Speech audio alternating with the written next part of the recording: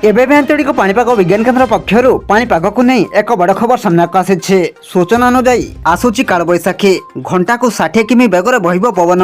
राज्यर जारी रही कालबैशाखी प्रभाव 10 तारिख जाए राज्यर जारी रही कालबैशाखी प्रभाव। आज पाणीपाग विभाग पक्षर सबु जिला को झड़ वर्षा नहीं अलर्ट जारी कर तेबे आसतु आज पाणीपाग विस्तृत खबर पर नजर पकाइबा। किंतु ता पूर्व भिडियो को गोटे लाइक करूँ एवं भिडियोटी को आपण मान सांगसाथी मानक बहु मात्रा शेयर करूँ।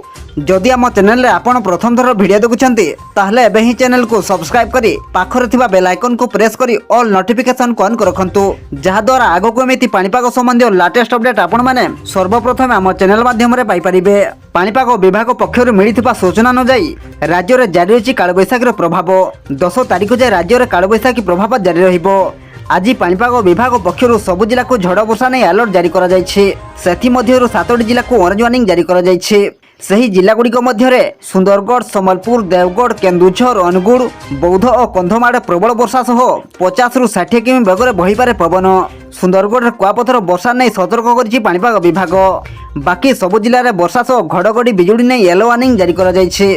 सेहीपरि आसंता काली पई मध्य 24टी जिला को येलो वार्निंग जारी करिछि पाणीपाग विभाग। आपण मानक अनुरोध एथिप्रति सतर्क रुहंतु।